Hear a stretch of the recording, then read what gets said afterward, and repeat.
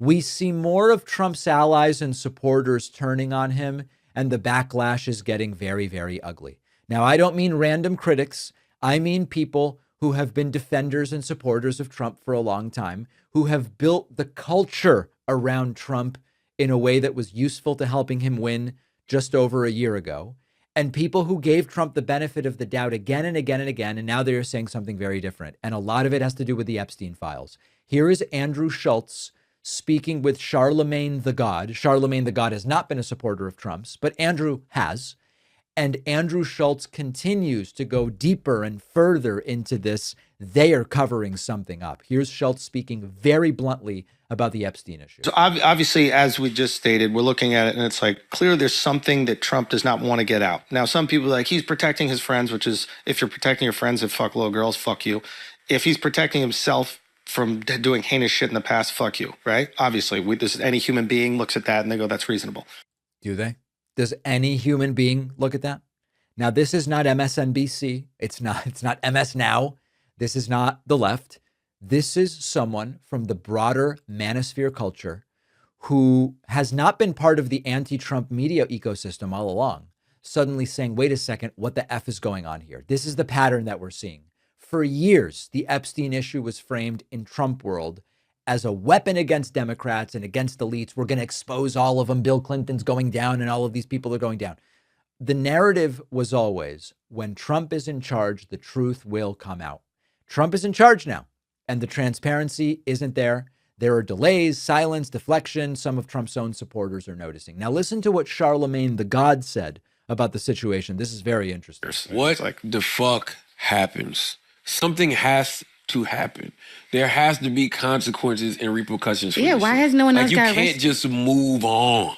Like fuck it. Everything got to get burned down. This is what I'm Everything, the whole system, all of these people, all of these individuals, fuck them all. Like Pam Bondi said, if they was to prosecute everybody in the Epstein files, the system would collapse. All right, Let it good. fucking collapse. Which is, this is the fear shit that they try to stoke in us. They're like, if all these people would go to prison, the system would collapse. And it's like, shorty, every 4 or 8 years, we replace the leader of the country. Word up. Every 2 years, we replace the House of Representatives. Every, 6 for the Senate? Every 6, is it 6 for the Senate?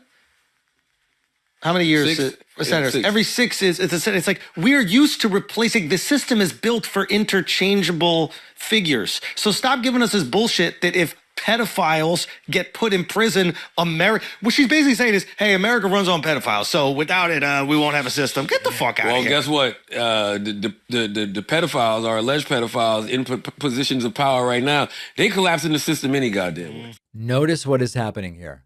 There is anger about the actions of Epstein, but the real anger is about the betrayal. Trump built this huge political support on the idea that he was going to finally expose the corruption and the elites and drain the swamp and reveal all the hidden crimes. The moment came, and we heard from Kash Patel and Dan Bongino, there kind of is no list of crimes and perpetrators, and no one else is going to be getting arrested.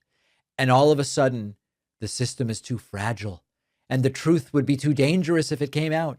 If your entire movement is built on exposing secret wrongdoing, and then you say there is no secret wrongdoing, and also if we exposed it, it would collapse society, what exactly are you admitting?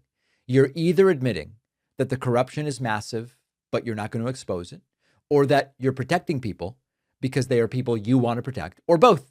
And Trump supporters who took the anti-elite message seriously now have to wrestle with the contradiction. This is how you fracture a political coalition. Now, when critics attack from the outside, you have one reaction.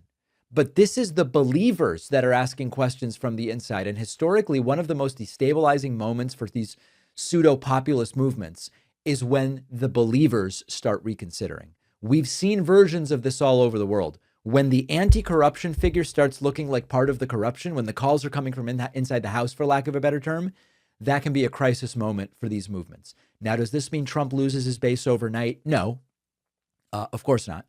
But it does show that there are visible cracks, very real anger. And when the people that used to defend you say you're hiding something, it's very, very dangerous politically. The signals are shifting, and there is a growing willingness among these Trump-adjacent voices to openly question him. And that can get very ugly very fast. We should encourage it. And remember, we should go to Andrew Schultz and say, hey, brother, my friend, Cool that you're recognizing that this is really messed up, but why did you support this to begin with? Did you really get tricked that badly?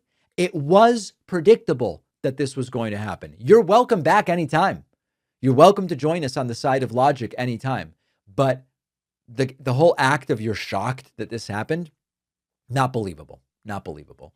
We are going to talk about the latest with the Russia-Ukraine peace talks. Do they still exist? Are they going on? We will also discuss big food pouring millions of dollars into rebranding certain products as GLP-1s are reshaping demand for certain food products. And Governor Gavin Newsom expanded free preschool so much that private daycares are saying we can't afford to stay open. A victory with an interesting little problem. We will discuss all of it today on the bonus show. Sign up at joinpakman.com.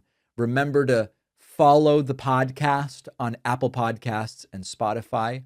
Leave us a rating if you would be so kind. Thanks for watching. Check out this other video. And if you like our content, make sure to subscribe so YouTube puts our videos in your feed, and subscribe to the podcast on Spotify and Apple.